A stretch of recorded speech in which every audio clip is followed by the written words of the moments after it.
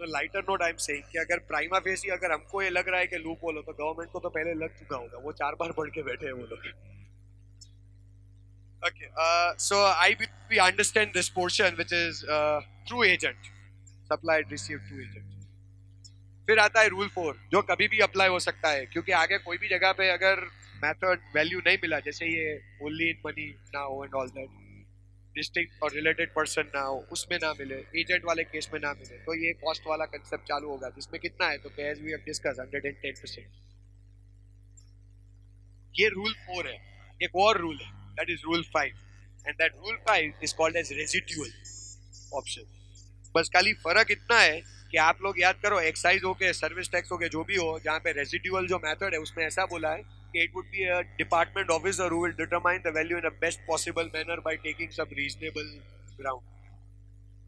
पर यहाँ पे ऐसा नहीं बोला है ना, you have to determine the value as per some reasonable ground. It is not the department officer, it is you who has to determine the value on the basis of some reasonable ground. They will not decide, you will decide some reasonable ground. अब वो क्या होगा वो तो कहाँ लिखते ही है, तो केस टू केस का कंसर्न है. So that is reasonable is what we understand. So ये सारे बेसिक रूल्स है.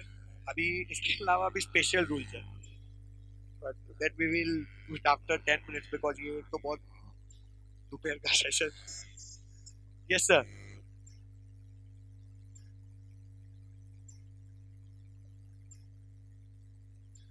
Sir it is 110% of cost. अब आप कौन से गुड्स की वैल्यू डिसाइड कर रहे हो, उसका 110%. So it is like sir I tell you it's based on cost. तो यहाँ पे आप कौन से गुड्स की वैल्यू डिसाइड कर रहे हो, तो जो काइंड वाले जो नॉट इन मनी है उसकी वैल्यू डिसाइड कर रहे हो. आप अगर रूल 1 पढ़ेंगे ना, तो रूल 1 में ये बोला है कि money value and not I mean जो काइंड वाला पॉइंट है उसका money value. So that is where now we are deciding the cost of that kind product. While here there is nothing called kind received. So here we are deciding the value of the product that we have manufactured. Rule 4 में ये कहीं पे भी नहीं बोला है कि कौन सी प्रोडक्ट का कॉस्ट. रूल 4 तो खाली कॉस्ट के रिलेटेड है कि कॉस्ट एंड 110%. अब कौन सी प्रोडक्ट का कॉस्ट वो तो रिस्पेक्टिव रूल में लिखा हुआ है, जो काइंड में मिला उसका कॉस्ट के जो ओरिजिनल है उसका cost.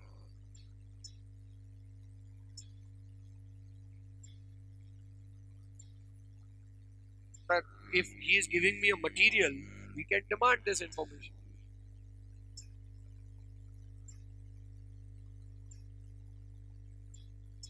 Sir, I mean, there are possible chances if buyer and seller are related, he'll give everything. चलो बायर एंड सेलर रिलेटिव नहीं है, वो मोनोपोली वाला कुछ काम कर रहा है, he'll give me everything because it's more or less a technical know-how thing. वो मुझे know-how का कॉस्ट देगा तो उसमें मेरा क्या, मुझे थोड़ी कुछ मिल जाए. चलो वो भी नहीं है, बट मान लो कि आई मीन लाइक मैं उस बंदे से वो जितना सेल करता है उसमें से 90% मैं अक्वायर कर रहा हूँ, तो मैं जो मांगूंगा आई बिलीव वो मुझे देगा. बहुत सारे पॉसिबिलिटीज है. And still like if in this case चलो मान लो सर के कोई भी ऑप्शन अब एक्सरसाइज ही नहीं हो रहा, चारों में से कुछ भी नहीं मिल रहा है, तो आगे तो ये रूल आने ही वाला है, because everything has to be followed in a chronological order. So anyways we are in going to rule 4. So now we can think of our product cost, जिसका 110%, અને वो भी ना मिले तो रूल 5 जो लास्ट ऑप्शन है reasonable. So it's like sir ये जो तीन है ना वो स्पेशल रूल है, ये 1, ये 2 और ये 3.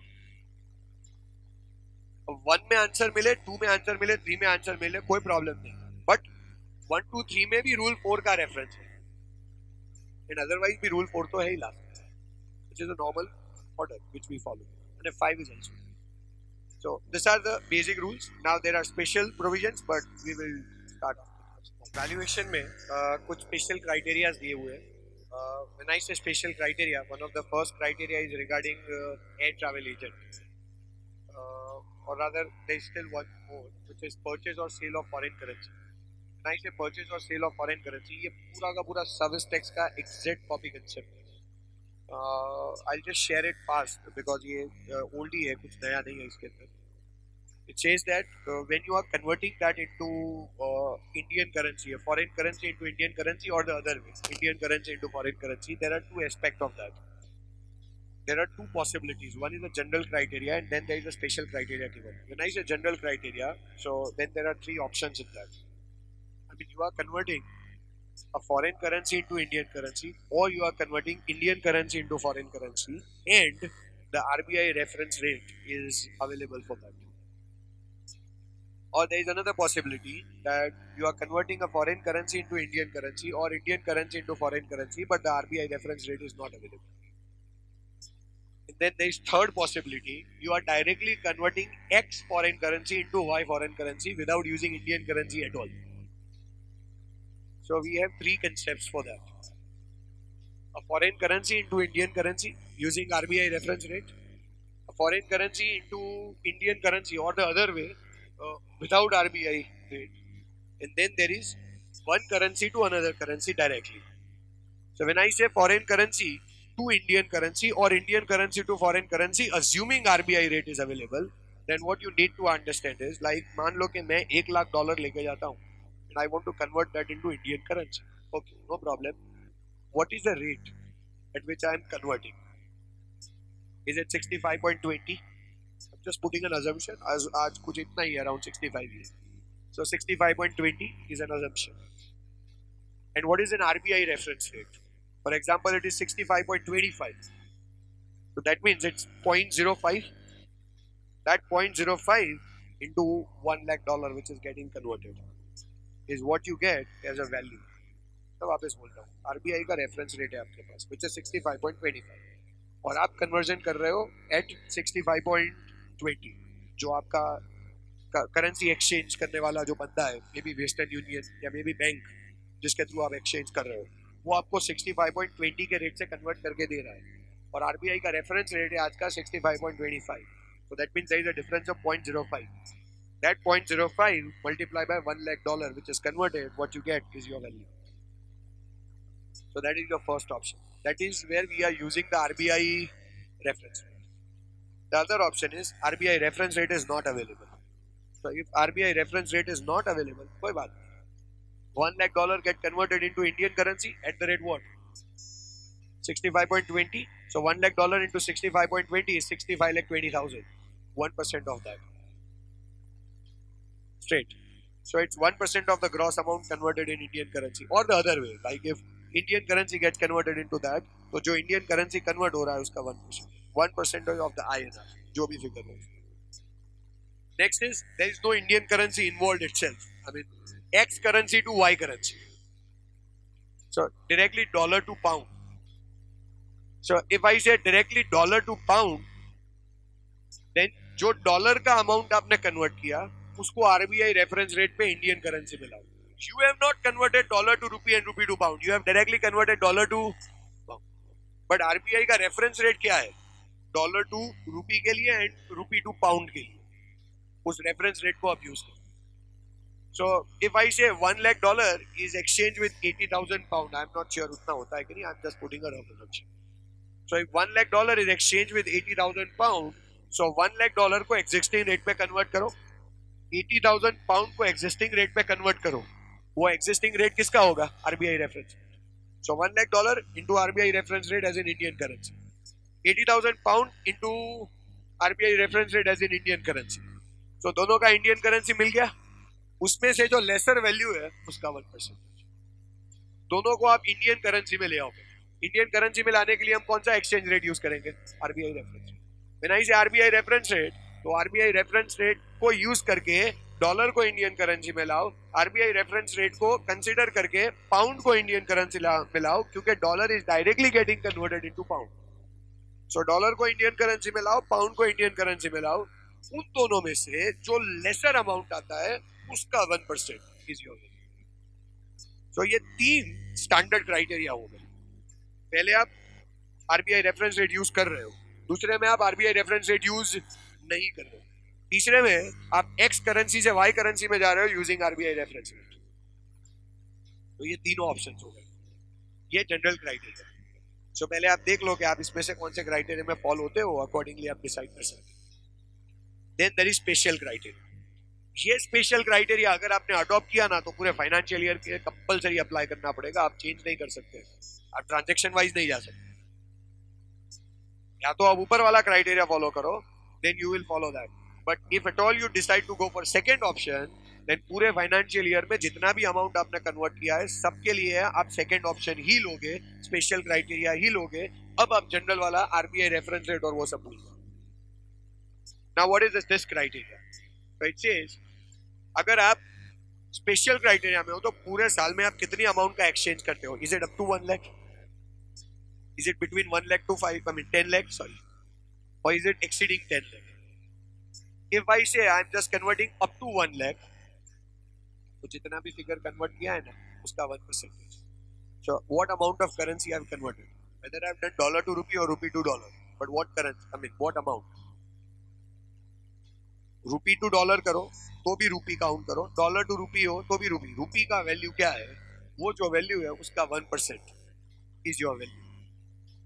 ये समझ में आएगा? Is your value 1%, but minimum amount is 50, उससे कम नहीं। सो इफ यू कन्वर्ट 100 तो 100 का 1% तो 1 होता है, but minimum is 50। So this is the option 1। Second is अगर आप 1 लाख से 10 लाख के बीच में कन्वर्जन कर रहे हो तो अप टू 1 लाख तो हो गया ना। आई मीन लाइक आपने पहले से स्टार्ट किया तो पहले दिन तो आपको भी नहीं पता था कि कितना अमाउंट होने वाला है ड्यूरिंग द ईयर। सो जैसे जैसे स्टेप बाय स्टेप आगे जाते आओ, जिस दिन 1 लाख क्रॉस करो तो कहना इसे 1 लाख का 1% 1000 फिक्स हो गया।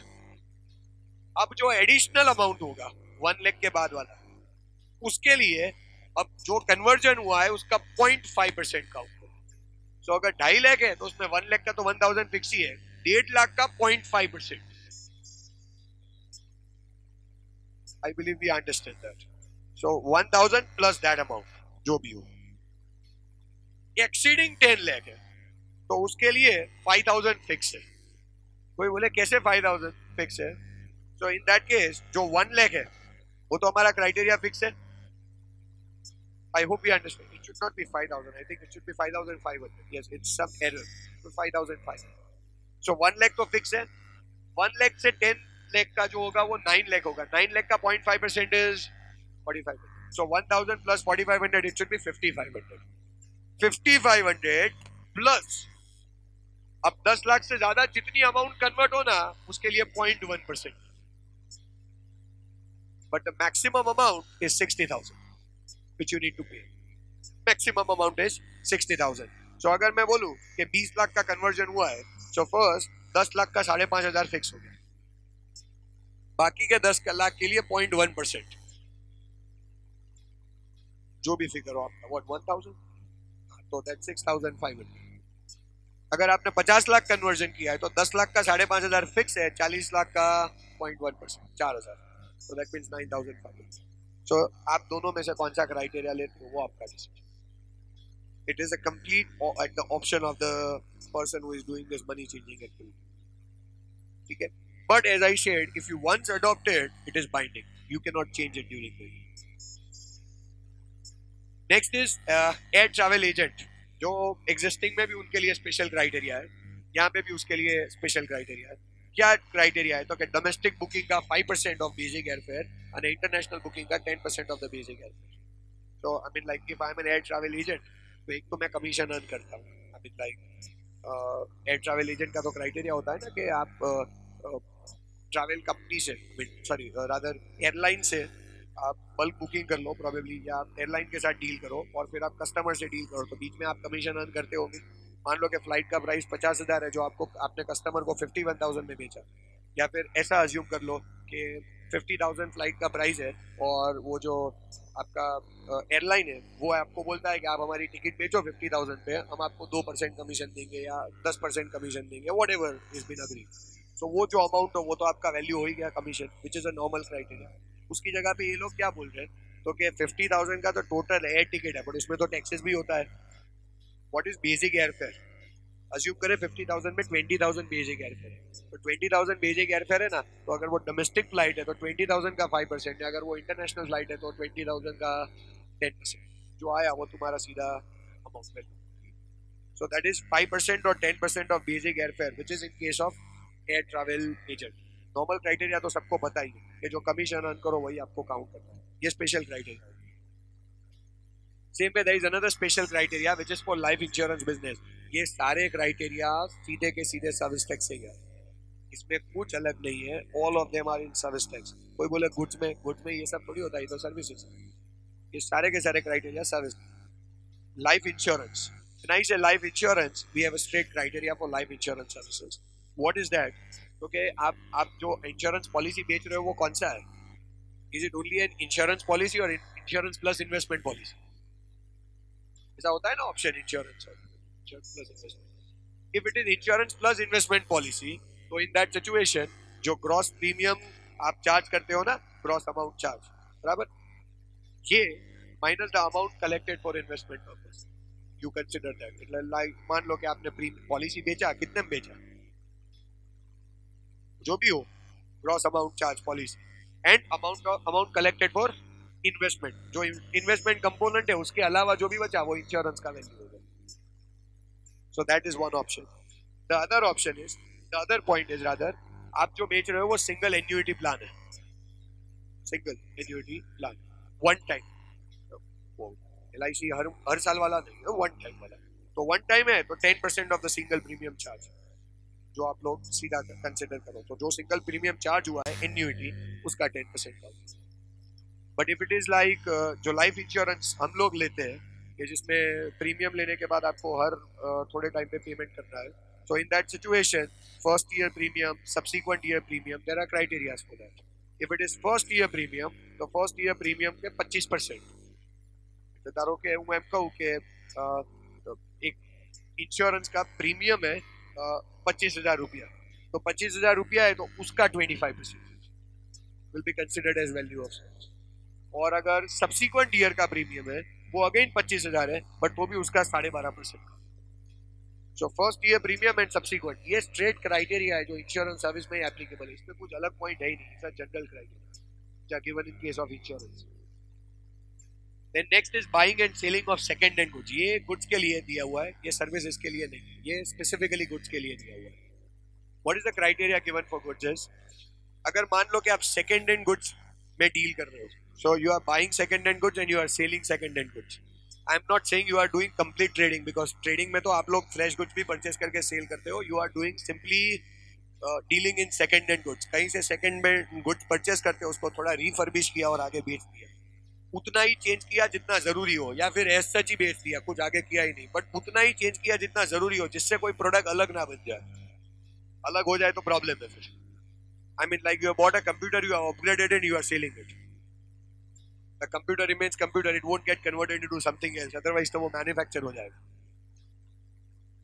सो you are buying a product, you are selling a product, simple criteria, buying price and selling price, वही आपका वैल्यू है, उसी के ऊपर आप पे करो, आपको फुल अमाउंट को कंसिडर करने की जरूरत नहीं। ये अगेन स्पेशल क्राइटेरिया हो गया कि difference between the purchase price and difference between the selling price, that is only in relation to buying and selling of second hand goods. Basically है तो trading activity, purchase value and sale value, but इसके लिए ये बोला है, normally हम क्या करते हैं, सेल वैल्यू पे टैक्स भरते हैं, परचेस वैल्यू का टैक्स माइनस कर देते हैं, जो हमारा GST credit concept.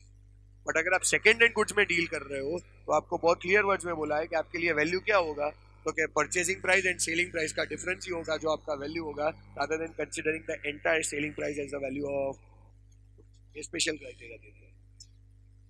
And then redemption of voucher. So when I say redemption of voucher, मान लो कि हमने मॉल में परचेस किया था और हमको उन लोगों ने वाउचर दिया है, 500 रुपए का वाउचर है, तो ये 500 रुपए का वाउचर आप जिस कमोडिटी को परचेस करने के लिए यूज कर रहे हो, उस कमोडिटी का कुछ तो मनी वैल्यू होगा ना,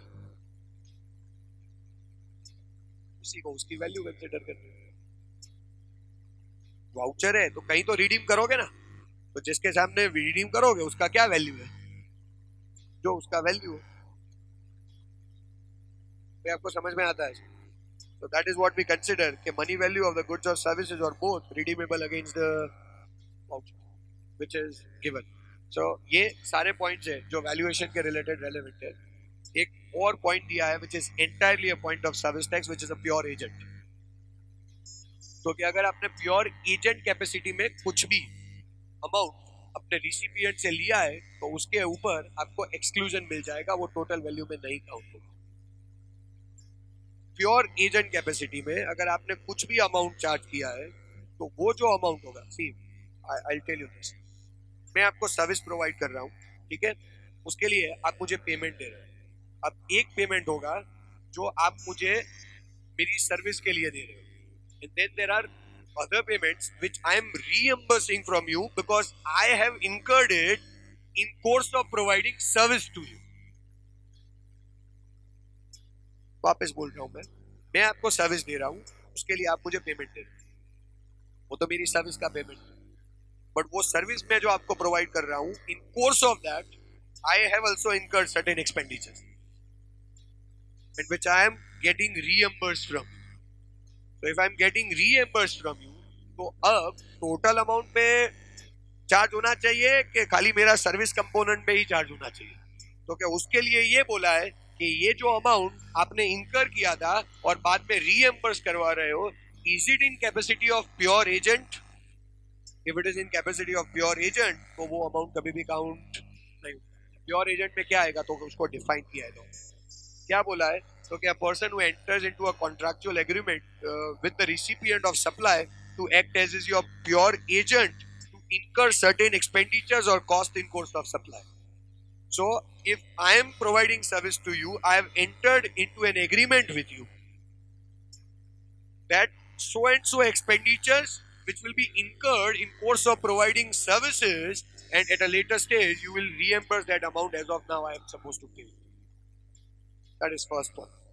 Second, I do not hold any title of those goods and services. So, it's like मैं आपको सर्विस दे रहा हूं और आपके बिहाफ पे मैंने कुछ एक्सपेंडिचर इनकर किया है। So, वो एक्सपेंडिचर क्या होगा? या तो किसी गुड्स के रिलेटेड होगा या तो किसी सर्विस के रिलेटेड होगा, बट उन गुड्स या उन सर्विस का टाइटल मैं होल्ड नहीं कर रहा हूं। माने क्या? तो जो थर्ड पार्टी मेरे को वो गुड्स और सर्विस प्रोवाइड कर रहा है ना, वो मेरे नाम का बिल नहीं बनाता, वो आपके नाम का बिल बनाता है। मैं तो खाली पे कर रहा हूं जो बाद में आप रीएम्बर्स करोगे। अगर मेरे नाम का बिल होगा तो I hold the title of that. भाई समझ में आता है sir? I am not holding the title. If I am holding the title, मैं आपके लिए काम कर रहा हूं, ठीक है, मैं आपके लिए काम कर रहा हूं, उसमें कुछ एक्सपेंडिचर जरूरी है तो वो मैं आपके लिए पे भी कर रहा हूं, बट वो मैं आपके लिए पे कर रहा हूं, मैं अपने लिए पे नहीं कर रहा हूं। तो जो प्रोवाइडर है वो मेरे नाम का, जो थर्ड पार्टी है जो प्रोवाइडर है वो मेरे नाम का बिल नहीं बनाएगा, वो आपके नाम का ही बिल बनाएगा। अगर वो मेरे नाम का बिल बनाए तो that means he is giving service to me and I am giving to you.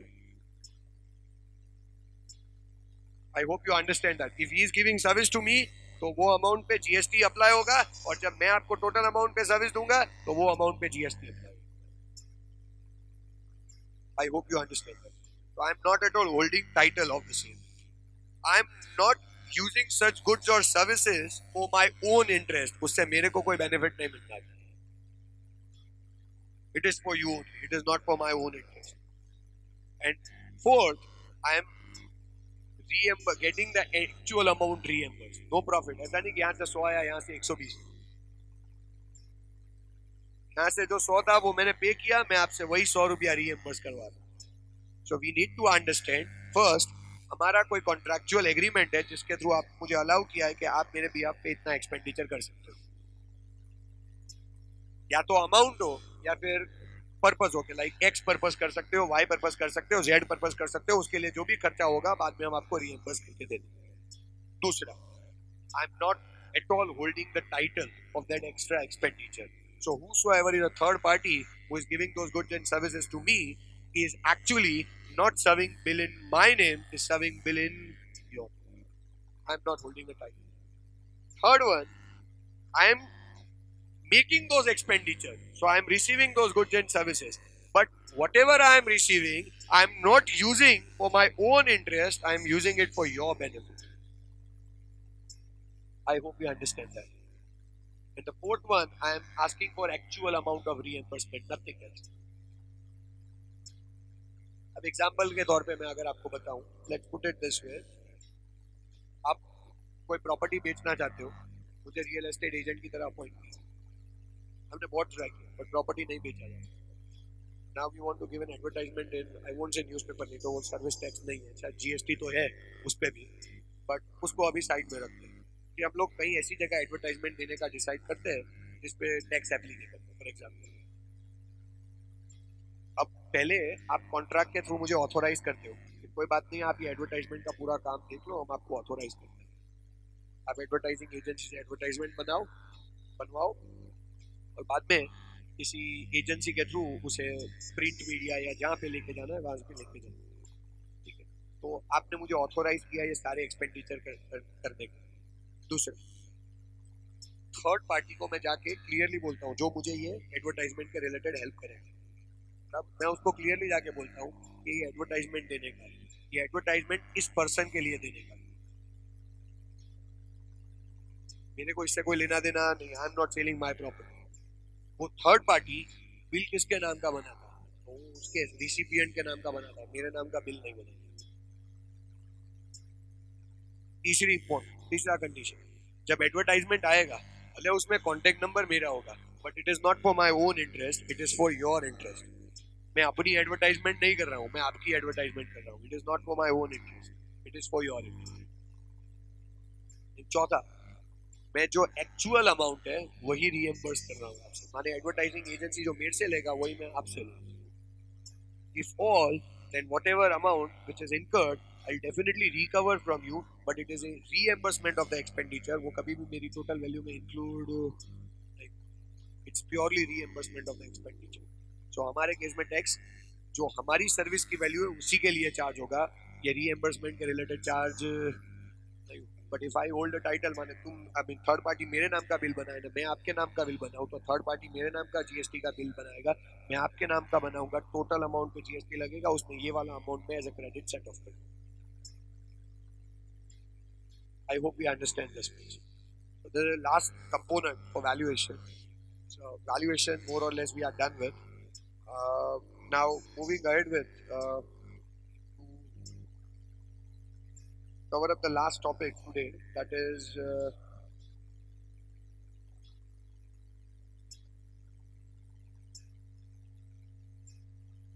accounts, records, and tax invoice and all other things. Now it's purely compliance issue. I'll be starting with first of all tax invoice. चाहे फिर tax invoice हो के खाली bill of supply हो के credit note हो के debit note हो, उसके क्या क्राइटेरिया है, मोर और लेस वही हमें करना है। और एक देख लेंगे कि इनवॉइस हो तो उसके अंदर क्या क्या डिटेल्स होनी चाहिए, क्रेडिट नोट डेबिट नोट हो तो उसके अंदर क्या क्या डिटेल्स होनी चाहिए, बिल ऑफ सप्लाई हो तो उसके अंदर क्या क्या डिटेल्स होनी चाहिए। एक स्टैंडर्ड फॉर्मेट है विच वी विल डिस्कस के भाई ये सारी चीजें ऑलवेज, ठीक है। नाउ व्हेन आई से invoice, so is it in relation to goods or is it in relation to services? If it is in relation to goods, I've already said whether the goods involve, I mean supply involves movement of goods, जैसा हमने किया था ना कि वो time of supply में, कि supply involves movement of goods or doesn't involve any movement. If it involves the movement of goods, तो कब invoice issue होना चाहिए, तो कि it is before or at the time of removal, जो हमने डिस्कस किया था, बराबर। And if it does not involve any movement of goods, जैसे कि मैंने बताया था कि कारपेंटर आपके वहां पे आके प्रोडक्ट बनाता है, तो it does not involve any movement of goods, तो उस सिचुएशन में the date on which you give delivery और the date on which you made the thing available to the recipient, उसी दिन बिफोर दैट डे और on that day you have to issue invoice. And invoice में क्या क्या details, तो simple words में तो ऐसा ही बोला है कि description of goods, obviously its quantity, its value, tax charge thereon, ये सारी basic details होनी चाहिए। Now if it is taxable services, see I'm using the word as taxable goods and taxable services, I'm not using the word as only goods and services. So if it is exempt goods and exempt services, I don't have to issue invoice itself. कोई बोले मैंने invoice ही issue नहीं करने का, तो भाई वहाँ पे एक और word use हुआ है, that is bill of supply. They have defined two things as separate, one is taxable, I mean tax invoice, and another is bill of supply. जहां जहां टैक्स चार्ज होता है ना, वो हर एक जगह पे टैक्स इनवॉइस इश्यू होगा, जहां जहां टैक्स चार्ज नहीं हो रहा है वो हर एक जगह पे बिल ऑफ सप्लाई इश्यू होगा। आई होप एवरीबॉडी अंडरस्टैंड। तो कंपोजिशन डीलर के केस में क्या चार्ज होगा, कंपोजिशन डीलर में क्या आएगा, टैक्स इनवॉइस और bill of supply, by default bill of supply, tax invoice apply नहीं होगी। आई am saying in case of composition, ठीक है। So first you need to identify कि आप taxable goods में deal कर रहे हो कि exempt goods है, taxable service में deal कर रहे हो कि exempt service है. If they are taxable, you issue tax invoice. If they are exempt, you don't issue tax invoice, you issue bill of service. बराबर? अब अगर taxable goods है, तो जैसे मैंने बताया कि whether supply involves movement of goods, if supply involves movement of goods, तो जिस दिन removal हो, उसके पहले या उसी दिन आपको invoice issue करना है. And if supply does not involve movement of goods, तो आपको invoice issue करना है कब? So the date on which goods have been made available or the date on which they are delivered. As the case. Yes.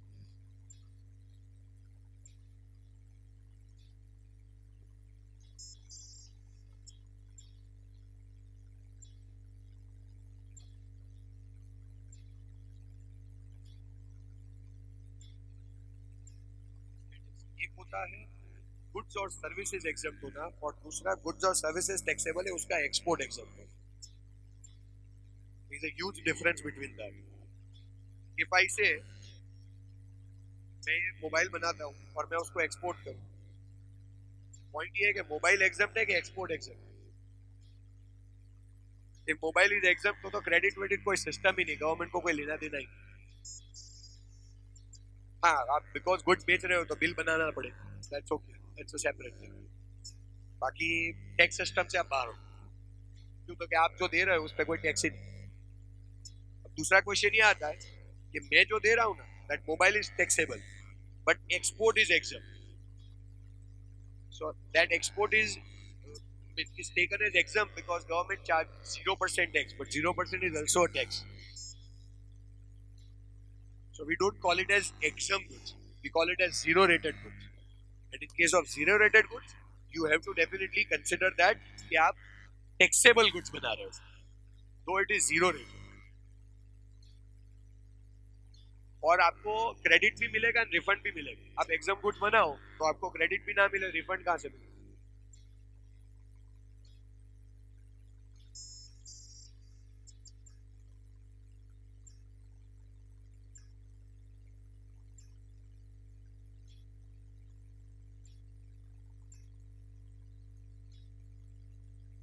अगर आप export कर रहे हो तो आप 20 लाख के ऊपर हो, आप रिफंड नहीं लेना चाहोगे सैंडविच क्रेडिट का या जीएसटी क्रेडिट का.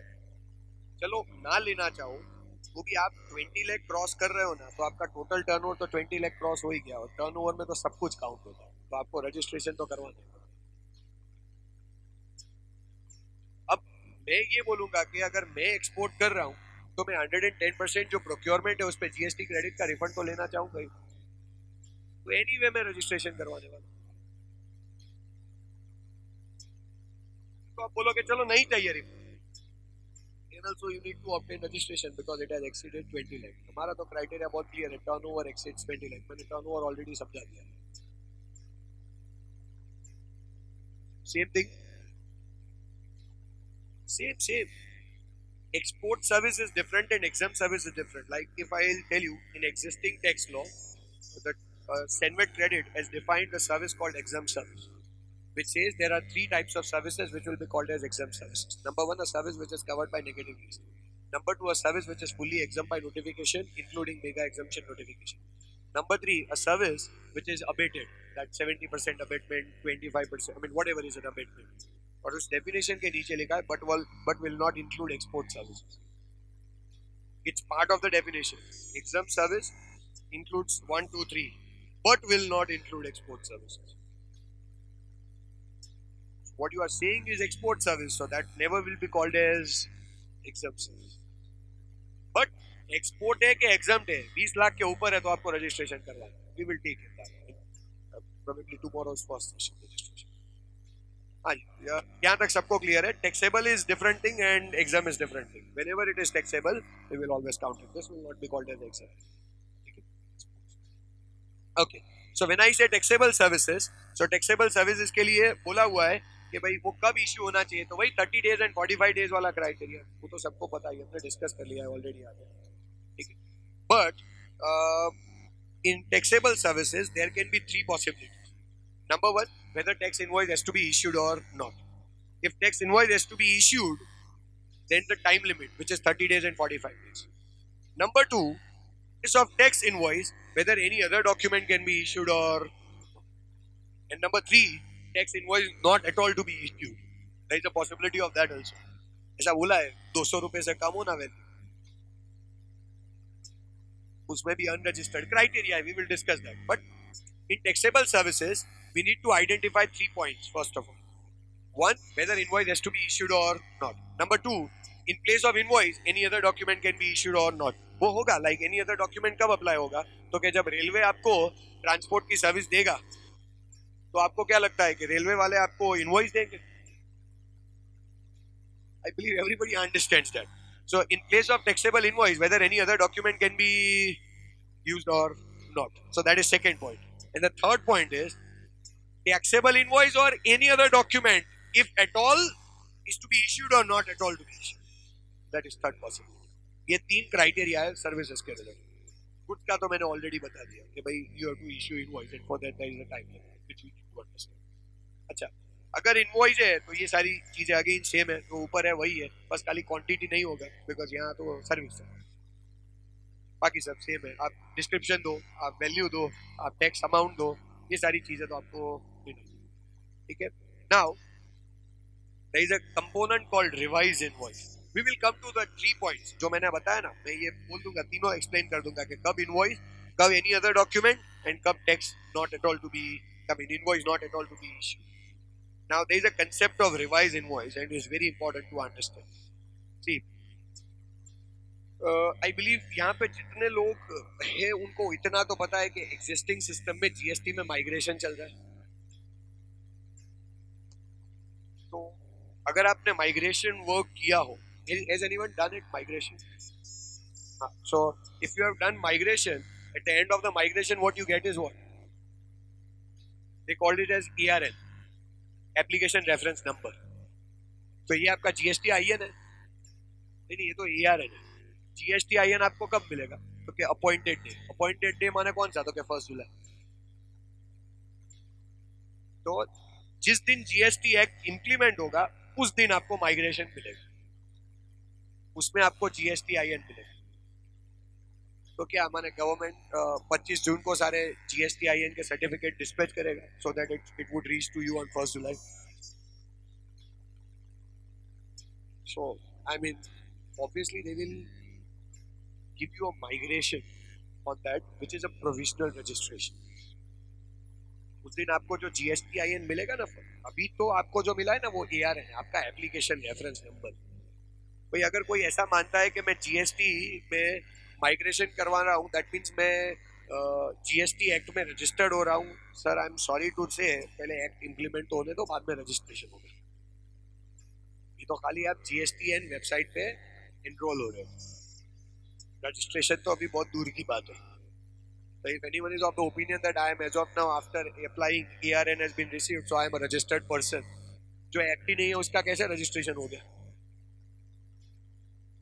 पहले इंप्लीमेंट तो होने दो, उसके बाद होगा. अभी तो आपको खाली ERN मिल रहा है. अब होगा क्या? 1 जुलाई जिस दिन आएगा ना, जिस दिन इंप्लीमेंट होगा, हम मान के जा रहे हैं, तो उस दिन आपको एक प्रोविजनल रजिस्ट्रेशन देंगे. ERN जो है ना, उसके थ्रू ऑटोमेटिकली आपको एक प्रोविजनल रजिस्ट्रेशन मिलेगा. वो जो प्रोविजनल रजिस्ट्रेशन होगा ना, उसको हम प्रोविजनल जीएसटी आईएन बोलेंगे. ये प्रोविजनल जीएसटी आईएन जब आपको मिलेगा, फिर आपको आगे की डॉक्यूमेंटेशन प्रोसीजर करनी है और आपको जीएसटी एक्ट में रजिस्टर्ड करवाना है. अभी तक तो आप रजिस्टर्ड ही कहाँ हुए? अभी तक आपको खाली एनरोल हुआ है जीएसटीएन नेटवर्क पे. तो रजिस्ट्रेशन तो आपका 1 जुलाई के बाद स्टार्ट होगा प्रोसीजर. एंड ऐसा बोला है कि 6 महीने के अंदर कंप्लीट होना चाहिए. 6 months time limit is given. Assume करो पहले महीने, दूसरे महीने, तीसरे महीने कभी ना कभी कंप्लीट हो रहा है, तो क्या 3 महीने आप बिजनेस नहीं करोगे?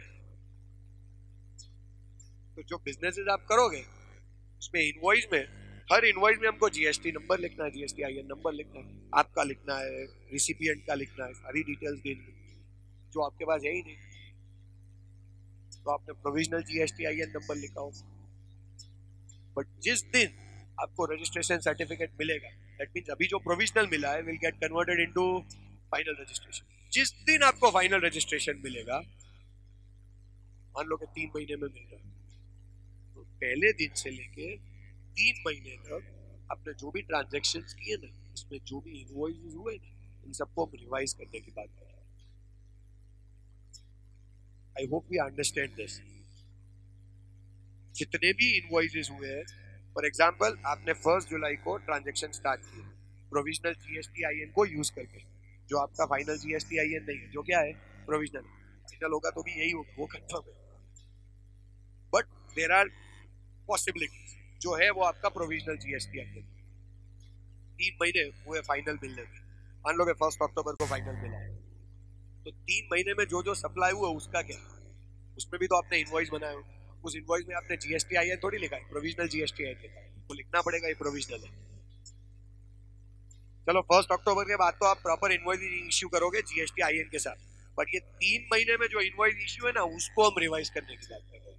That is what we are discussing. I hope everybody understand what I am saying. So we are talking about revised invoice. तो उसके लिए क्या बोला है, तो कि 1 महीने का टाइम है। कहां से 1 महीने का टाइम है, तो कि जिस दिन सर्टिफिकेट ऑफ रजिस्ट्रेशन तुम्हें ग्रांट होगा, दैट मींस 1 अक्टूबर। अगर रिवाइज करना है तो वहां से 1 महीने के अंदर करना। कौन से इनवॉइसेस रिवाइज कर सकते हो, तो कि जिस दिन अपॉइंटेड हुआ था, दैट इज 1 जुलाई, और जिस दिन रजिस्ट्रेशन सर्टिफिकेट मिला, उसके बीच का जो टोटल पीरियड है, उन सारे इनवॉइस को आप रिवाइज कर सकते हो। So that is what we consider. अच्छा, क्या मैं 3 महीने में जितने ट्रांजेक्शन हुए उसके सारे अलग अलग इनवॉइस इश्यू करूं, कि कंसोलिडेटेड इनवॉइस इश्यू कर सकता हूं? अच्छा, 3 महीने में मैं एक ही जन को सप्लाई करूं तो उसका कंसोलिडेटेड इनवॉइस चलेगा, या 3 महीने में मैंने 10 लोगों को सप्लाई किया तो उसका कंसोलिडेटेड इनवॉइस चलेगा, कि 10 का अलग अलग इनवॉइस रेज करूं, बट 10 जन को 2-2 ट्रांजेक्शन किए तो 2 का कंसोलिडेटेड चलेगा। आई hope you understand that. Okay, normal wording is for each invoice there has to be a revised invoice, but you may go for a consolidated invoice। option दिया है, consolidated invoice पूरा option है, consolidated revised tax invoice। Condition क्या, तो कि जिस बंदे को आप सप्लाई कर रहे हो वो रजिस्टर्ड नहीं होना चाहिए। क्यों नहीं होना चाहिए, तो क्या वो क्रेडिट तो लेने वाला है नहीं। अब आपको जो इन्फॉर्मेशन देना है वो किसकी देनी है, कि हमारी लायबिलिटी है, तो वो आप एक इनवॉइस में दो कि 10 में दो, क्या फर्क होगा। 10 अलग इश्यू करने का तो रीजन क्या है, तो कि हर एक इनवॉइस के सामने क्रेडिट मैच होना चाहिए। कंसोलिडेटेड इनवॉइस रखोगे तो वो भी रिटर्न में कंसोलिडेटेड बताएगा, क्योंकि जो रिटर्न आएगा ना उसमें हर इनवॉइस की डिटेल आप भी दोगे, हर इनवॉइस की डिटेल वो भी देगा, बट आप अगर अनरजिस्टर्ड पर्सन को सप्लाई कर रहे हो तो वो थोड़ी क्रेडिट लेने वाला है।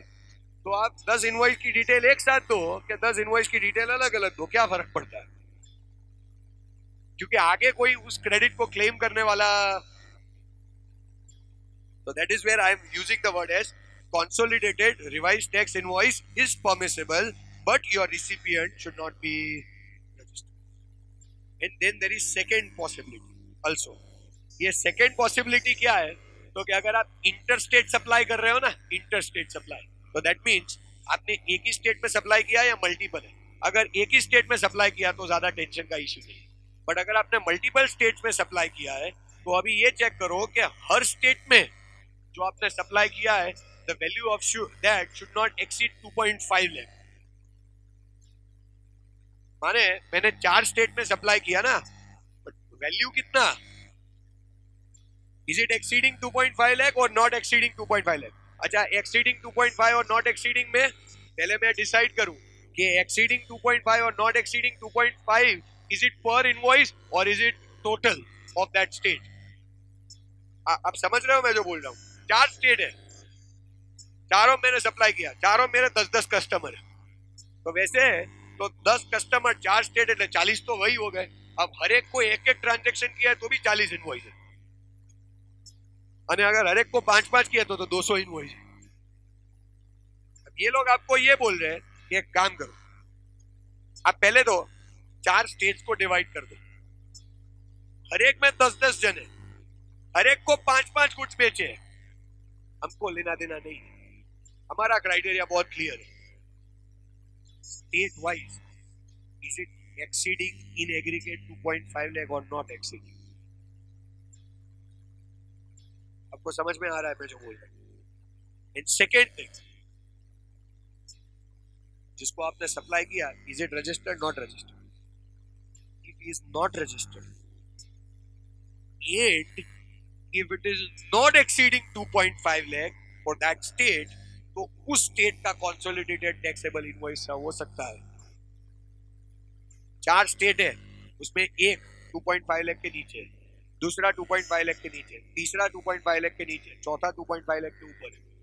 तो चौथे के केस में कंसोलिडेटेड टैक्सेबल इनवॉइस सर्व नहीं कर सकते, बाकी 3 के केस में कर सकते। तो 3 स्टेट में अब 10 जन को बेचा कि 1 जन को बेचा, सबका कंसोलिडेटेड इनवॉइस चलेगा, क्योंकि सामने वाला कोई क्रेडिट तो लेने वाला नहीं है, नॉट रजिस्टर्ड। चौथे स्टेट में आप कंसोलिडेटेड इनवॉइस सर्व नहीं कर सकते, कोई बात नहीं। तो कंसोलिडेटेड इनवॉइस सर्व नहीं होगा तो अब जितने भी तुम्हारे कस्टमर है उस स्टेट में, उसके हर एक के लिए तुम्हें अलग इनवॉइस सर्व करना पड़ेगा, भले वो रजिस्टर्ड ना हो, but as it exceeds 2.5 lakh आपको करना पड़ेगा। और अगर रजिस्टर्ड हो तो आप कंसोलिडेटेड टैक्सेबल इनवॉइस से बाहर जाओ for that portion. I hope you understand. Yes please. Sorry अरे रिटर्न तो देना ही है ना भाई, रिटर्न का ये तो इनवॉइस की बात है।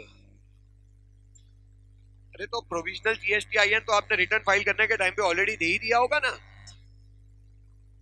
पर क्रेडिट कहां मैच हुई? मैं जिसको बेच रहा हूं वो नॉट रजिस्टर्ड है भाई।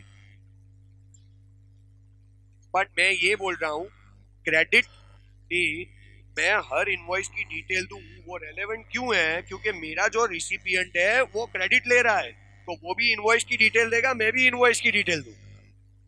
अब मैं ऐसे बंदे को बेच रहा हूं कि जो रजिस्टर्ड ही नहीं है, तो मैं इनवॉइस की डिटेल नंबर लिखूं तो भी ठीक है, ना लिखूं तो भी प्रॉब्लम क्या है? मैंने तो लिखा ही है जब ओरिजिनल रिटर्न भरा था। अब तो मैं उसे रिवाइज कर रहा हूं, तो मैं जो रिवाइज कर रहा हूं वो तो मैं अपने लिए रिवाइज कर रहा हूं। आपको क्या लगता है रिटर्न में मैं उसे बताऊंगा it is an extra supply जिसका nothing? Sorry one please, sorry.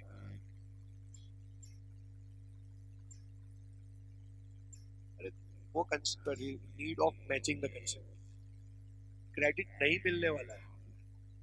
हाँ चलो, तो भी क्या है, फॉर एग्जाम्पल क्रेडिट मिला तो आगे क्या question? Because what we have issued is a provisional invoice, and at your own discretion you have to revise it if you want it. There is no compulsion. They have not said you are bound to issue it, but I'm saying I have issued a provisional invoice, so it's better I complete it by issuing a final invoice rather than keeping it as provisional only. A provisional invoice which I am issuing, I need to revise it saying that it's a provisional invoice. If I don't issue, then provisional will automatically, probably, should be taken as revised. There is no compulsion you have to issue invoice. You just have to manage it. Saying the provisional invoice which you have already issued, so now you are just revising it. It's a revisal.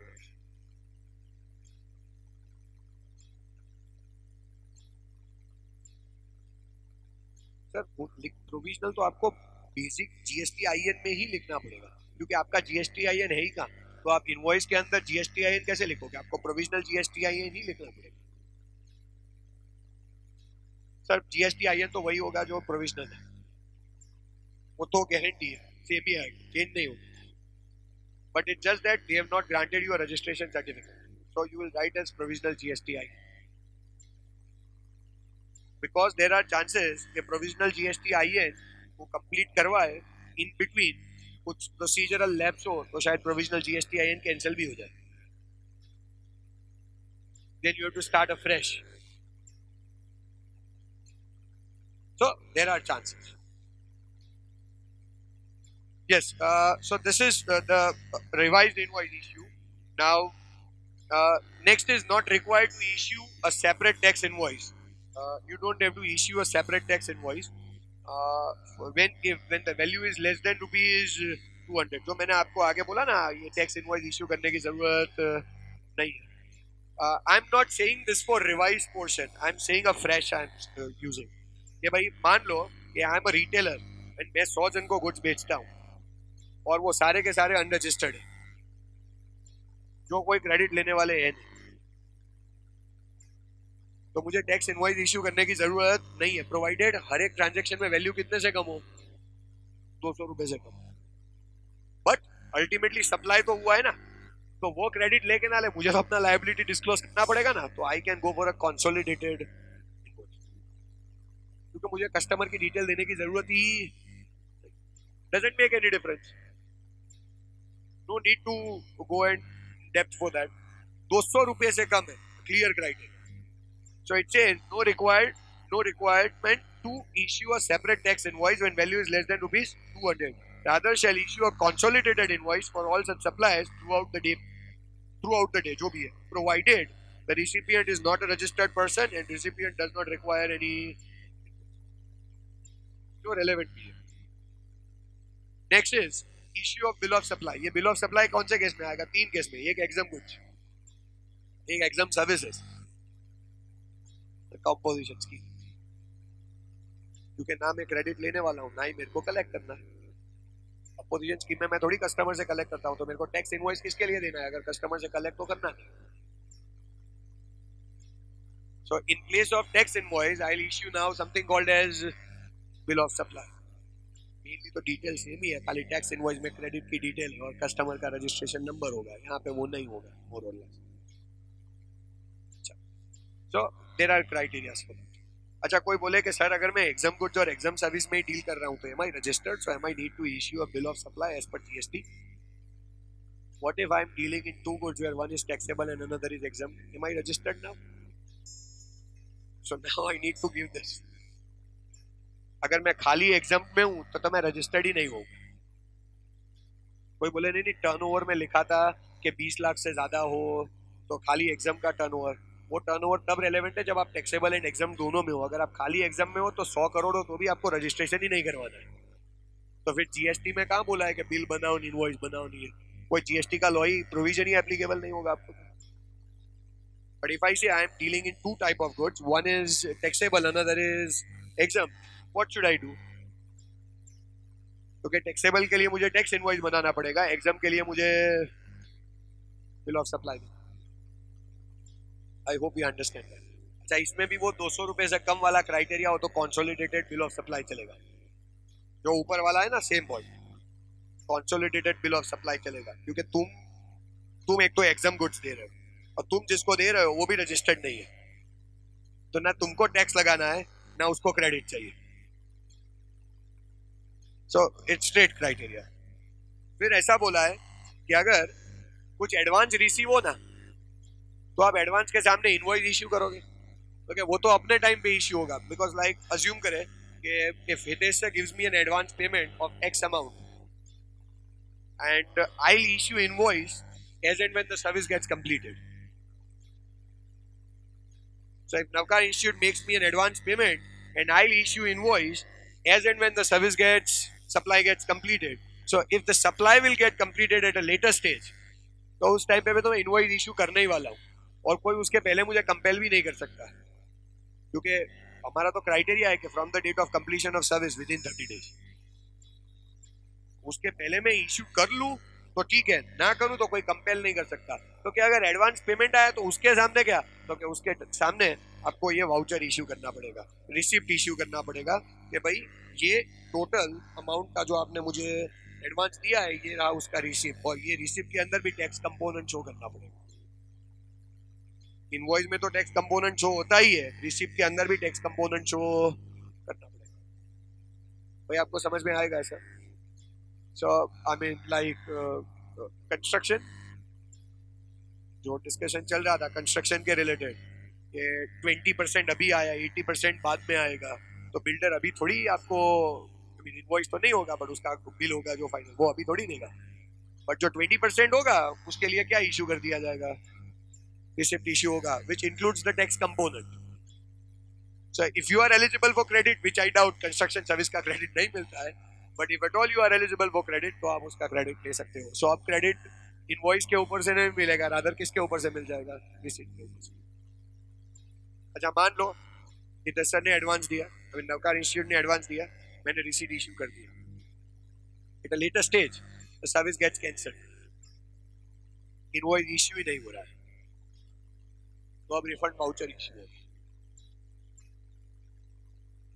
इसमें जो tax component होगा वो future liabilities के सामने adjust हो जाएगा, set of हो जाएगा, ठीक है. So that is one of the point. Then liability to pay tax under RCM. When I say liability to pay tax under RCM, ये मैंने स्टार्टिंग में सुबह स्टार्ट किया था तब बताया था कि अगर आप RCM में हो ना तो आपको इनवॉइस इश्यू करना है, क्योंकि सामने वाले ने जो इनवॉइस इश्यू किया होगा उसमें तो कोई टैक्स ही नहीं होगा, तो आप क्रेडिट किसके ऊपर से लोगे?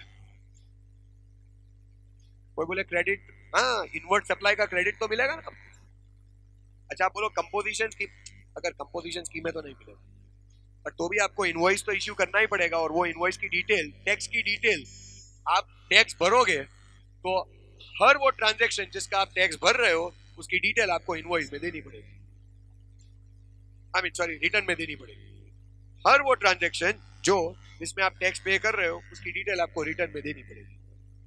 अब आपने अपने आउटवर्ड सप्लाई या उस पर टैक्स भरा, उसकी डिटेल आप रिटर्न में दो, कि आपने इनवर्ड सप्लाई था उसके ऊपर जो टैक्स भरा उसके रिटर्न की, आई मीन उसके इनवॉइस की टैक्स की डिटेल हो. आपको रिटर्न में हर वो टैक्स जो पे करो उसकी डिटेल देनी. तो अगर आप रिवर्स चार्ज मैकेनिज्म में टैक्स पे कर रहे हो ना तो उसका इनवॉइस आप खुद ही इश्यू करोगे. अच्छा आप मान लो कंपोजिशन स्कीम में हो, unregistered dealers, I mean unregistered person से आपने लिया, एनआई से आप आरसीएम में पे करोगे. अब वो तो रजिस्टर्ड ही नहीं है, उसका इनवॉइस तो कहाँ रेलेवेंट ही है, टैक्स आप खुद पे कर रहे हो तो आपको ही उसका इनवॉइस इश्यू करना पड़ेगा. So two situations are there in relation to which आप आरसीएम में आप खुद रिसिपिएंट हो फिर भी आप इनवॉइस इश्यू कर रहे हो. That is one issue of issue invoice in respect of goods और services both received on receipt. Next, issue payment voucher at the time of making payment to supply. ये दोनों चीजें, बट कब apply होगा? तो मैंने आपको बहुत क्लियरली बोला कि अगर आप आरसीएम में पे कर रहे हो. अच्छा आरसीएम में कब पे होता है? दो सिचुएशंस मैंने सुबह ही बता दी. कब अप्लाई होता है आरसीएम में? फर्स्ट इज वो दो specified goods and services which are already covered under RCM. दूसरा, आप अनरजिस्टर्ड पर्सन से गुड्स और सर्विसेज रिसीव कर रहे हो, दोज गुड्स और services which are not covered by specified goods or service category, however you are a composition dealer, composition scheme holder. So in that case, in both the cases आप RCM में पे करोगे, जो पे करोगे उसका invoice आप खुद ही इश्यू करोगे, ठीक है. और गवर्नमेंट को टैक्स पे किया उसका इनवॉइस आपने खुद इश्यू किया. जो सप्लायर उसको पेमेंट भी तो करोगे ना, तो उसको पेमेंट वाउचर इश्यू करने का, दो डॉक्यूमेंट आपको इश्यू करने का. मैंने आउटवर्ड सप्लाई पे तो इनवॉइस इश्यू होता था, अभी इनवर्ड सप्लाई पे भी इनवॉइस इश्यू होगा. आप अपना जो टैक्स है उसका भी इनवॉइस इश्यू करो और सप्लायर को जो पेमेंट किया उसका वाउचर इश्यू करो. ये दोनों चीजें आपको ध्यान देना.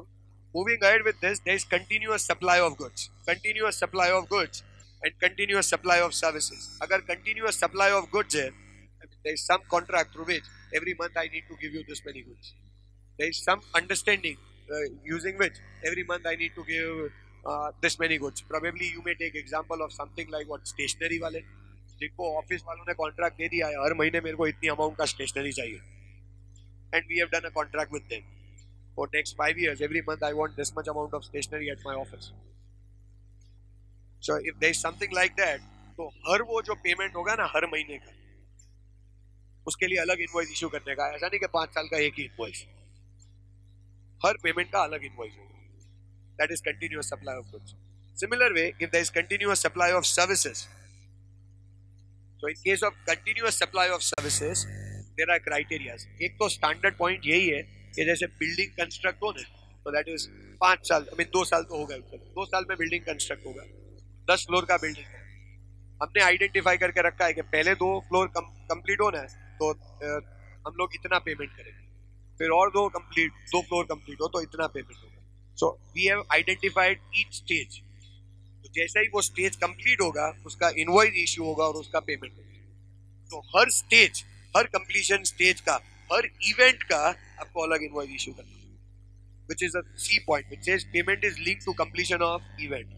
Each event when gets completed उसका पेमेंट होगा और उसका पेमेंट होगा उसका अलग इनवॉइस.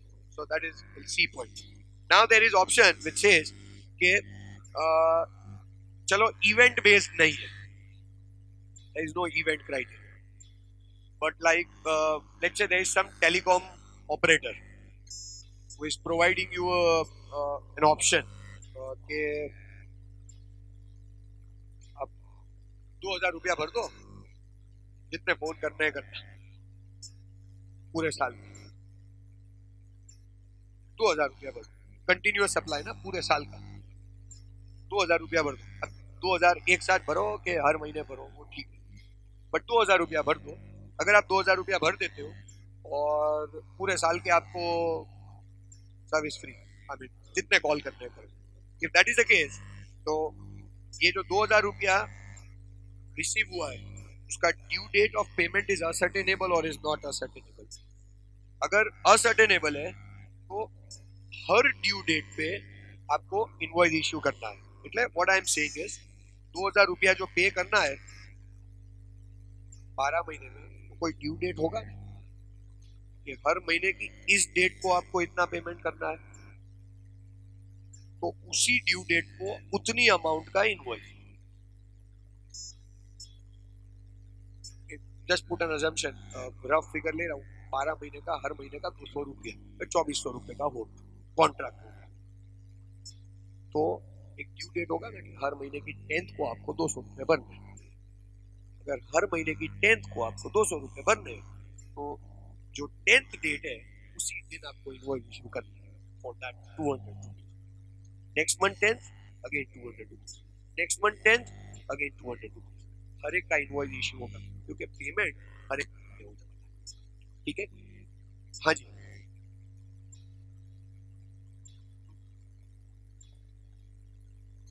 तो सिंपल, तो एक ही वन स्ट्रोक में ही करते हैं। But like if I say I am going for every month option whereby a due date can be identified for each of them, but अगर लाइक एक ही ड्यू डेट है 2400, तो जब 2400 होगा उसका सिंगल इनवॉइस इश्यू होगा और खत्म हो जाएगा, तो उसमें भी ड्यू डेट तो असर्टेनेबल होगी। ड्यू डेट मैंने थोड़ी बोला multiple due date, I just said due date is ascertainable.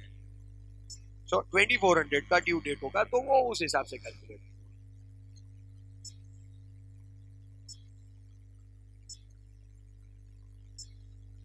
Continuous supply they have said as excise में तो कभी था ही नहीं, सर्विस टैक्स में था। कुछ सर्विसेज को बहुत स्पेसिफिकली बोला था कि यार कंटिन्यूअस, और remaining it was mentioned as more than 3 months. हाँ, कुछ तो जैसे टेलीकॉम और वो सब में तो बोला ही था कि जैसे कि आपके घर पे जो हाँ, या फिर आप एग्जांपल के फॉर्म में ले सकते हैं दिस टेलीफोन कनेक्शन और मे बी इंटरनेट लाइन, विच ये सबको तो ऑलरेडी बोला, तो 3 महीने वाला कंडीशन। ओके, सो अब ड्यू डेट इज असर्टेनेबल और नॉट, विच आई सेड। एक और ऑप्शन हो सकता है कि आप पूरे महीने में कभी भी भर दो, वो आपको बोला इस महीने में आपको 200 रुपया भरना, कब भरो वो आप डिसाइड करो। So that means due date is not ascertainable. So if not ascertainable, तो जिस दिन पेमेंट होगा वो रिसिव होगा उसी के हिसाब से इनवॉइस इश्यू होगा, क्योंकि जब तक पेमेंट नहीं होगा तब तक इनवॉइस इश्यू नहीं। So this is continuous supply of services. ठीक है, and one is goods on sale और return basis। देखो मैंने सेल्स रिटर्न तो पहले ही करवा दिया, वो आपने रेफर किया ना सप्लाई में, सेल्स रिटर्न हो तो क्राइटेरिया कि वो रिटर्न सप्लाई में से उतना डिडक्ट हो जाएगा। मैं बोल रहा हूं मैं किसी को सेल और रिटर्न बेसिस पे गुड्स दूं तो क्या, if I am giving it on sale और return basis to someone, then what? क्योंकि ऐसा बोला है कि इनवॉइस इश्यू होना चाहिए, बट कब? तो क्या जिस दिन वो कंफर्मेशन दे, तो क्या that is the date of supply. जब तक वो कंफर्मेशन ना दे तो क्या it won't be considered as supply. और another option is within 6 months from the date of removal. तो मैं आज गुड्स देता हूं, स्पेसिफिक क्राइटेरिया इसके लिए। अगर मैं आज आपको गुड्स देता हूं तो आज से 6 महीने के अंदर आपने मुझे कंफर्मेशन दिया, नहीं दिया, तो जिस दिन 6 months कंप्लीट हो that is the date on which I need to issue invoice. और अगर आपने मुझे 15 दिन में कंफर्मेशन दे दिया तो then at the time of supply, so that is the point when supply gets done, तो मैं उसी दिन invoice issue. So straight criteria is given earlier of this two, goods given on sale और return. And there is a criteria which says आप unauthorized collection मत करो। बिना इसे unauthorized collection मत करो। दो चीज, I am an unregistered person, I cannot collect tax. I believe we understand this. I am a registered person, but I am collecting a higher tax. कोई बोले करूँ तो लॉ में तो बोला ही है कि अगर आप ऐसा करोगे तो जितना कलेक्ट किया वो गवर्नमेंट को ही देना है, आप नहीं रख सकते, वो तो है ही, but you can not do this, otherwise it will be termed as contravention violation for which you will be penalized. You cannot issue an unauthorized. I hope we understand this. अच्छा, then there is a question of credit note, debit note, which we have already discussed. वैसे मैं बता दूं credit note कब issue करने का उसका time limit तो मैंने बता दिया. कब इश्यू होगा क्रेडिट नोट, तो दो तीन पॉसिबिलिटी. पहली पॉसिबिलिटी ये है कि हमने 100 रुपए में अग्री किया था और बाद में जो नेगोशिएट और 80 हो जाए, जो हम लोग डिस्कस कर रहे थे, तो yes very much possible. I can issue that. I can issue credit note, debit note for that portion, but you need to keep that in mind कि वो कब तक इश्यू करना है. वो पीरियड गया तो खत्म हो गया. दूसरा पॉसिबिलिटी है पूरा सप्लाई कैंसिल हो जाए, तो obviously credit note debit note issue होगा. मैं इनवॉइस इश्यू करूं बट सप्लाई कैंसिल हो जाए तो सवाल, सप्लाई ही ना दूं बाद में इनवॉइस के बाद.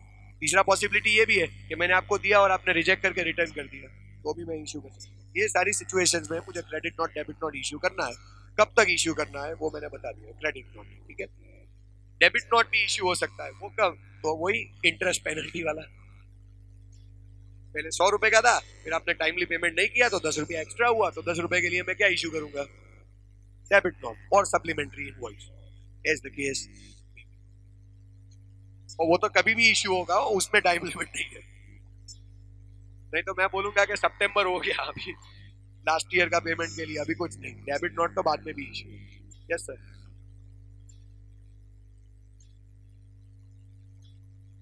सॉरी, अलग अलग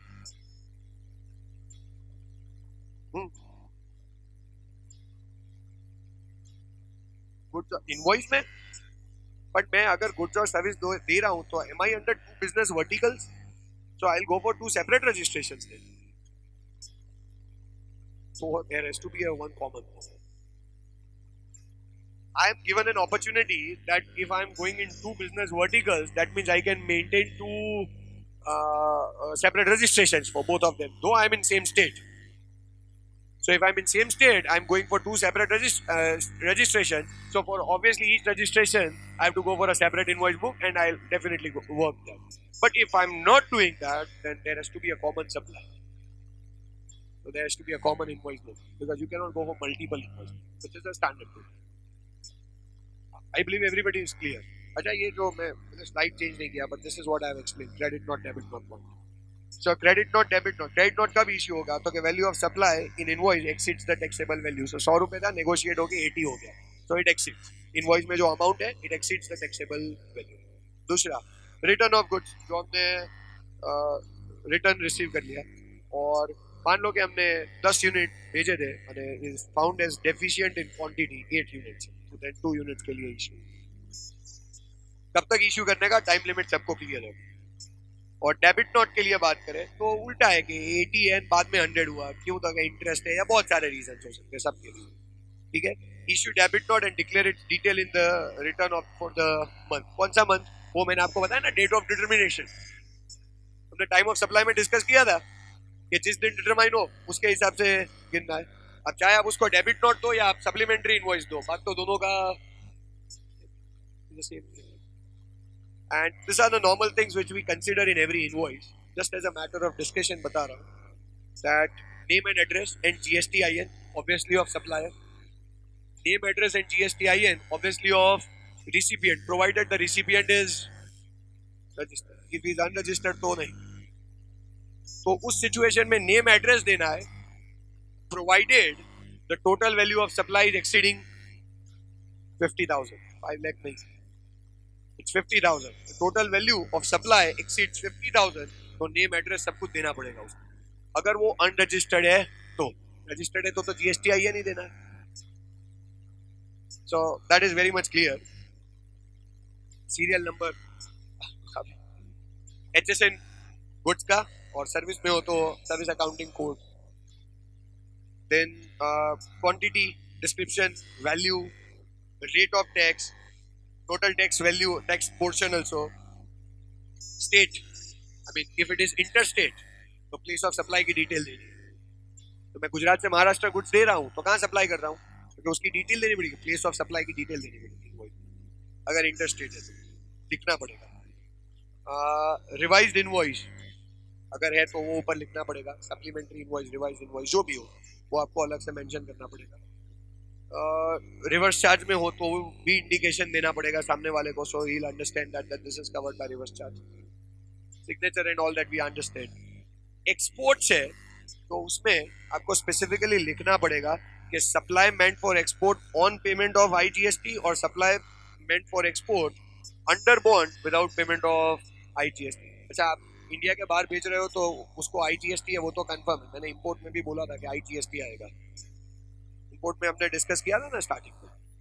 सो एक्सपोर्ट में भी IGST ही आएगा, बट आप आई बिलीव सबको पता है एग्जिस्टिंग सिस्टम में दो ऑप्शन है, आप एक्सपोर्ट विदाउट ड्यूटी भी कर सकते हो और एक्सपोर्ट विद ड्यूटी भी कर सकते हो, और बाद में उसका रिबेट मिलता है। सो अगर आप एक्सपोर्ट विदाउट ड्यूटी कर रहे हो तो आपको वो लिखना है कि supply meant for export without payment of IGST, और आप अगर विद ड्यूटी कर रहे हो तो supply meant for export with IGST along with that customer की सारी डिटेल्स। अभी उसका GSTIN का सवाल नहीं आएगा क्योंकि वो आउटसाइड इंडिया है, ठीक है। और इनवॉइस की डेट क्लियर है, GSTR1 जो रिटर्न है उसमें हर एक इनवॉइस की डिटेल देनी है, वो सारी चीजें आपको क्लियर है। एंड इनवॉइस 3 कॉपी में होता है, जो एग्जिस्टिंग में है वही है, original is meant for existing में हम बायर बोलते हैं, यहाँ पे हम लोग बोलेंगे recipient. The duplicate is meant for transporter and triplicate is meant for supplier, जो यहाँ पे हम असेसी बोलते हैं। और अगर आप सर्विस में हो तो ट्रांसपोर्ट निकल जाएगा। So there is only 2 copies. Original is meant for supplier and duplicate is meant for the recipient. I'm sorry, original is for recipient and duplicate is for supplier. बस ये मेन सारे points है जो आपको always ध्यान में रखने हैं। अदर देन दैट अगर इनपुट सर्विस डिस्ट्रीब्यूटर का इनवॉइस है तो वो डिटेल्स मेंशन होनी चाहिए कि it's an input service distributor. जिनको पता है ठीक है, नहीं तो हम लोग वैसे भी कल या परसों के लेक्चर में वो पॉइंट कवर नहीं वाले, so we will be able to discuss that. So I believe we understand the invoice issue, compliance issue basically. So as of now, fair enough for today. Basically it's 5 o'clock, 5:10. So again we will start tomorrow 9. And my only criteria is tomorrow, if possible, I would like to stretch up to, if possible, 5:30, and would try to cover up one more topic so that जितना maximum हो पाए हम लोग stretch कर ले, तो last day burden उतना कम, as it is Sunday for all. And we may, I mean like after that third session, if we have other doubts we may even be able to discuss that, जो probably अभी time constraint है, तो हम लोग time to time जा रहे हैं, ठीक है। That's it as of now, we will see you. Thank you.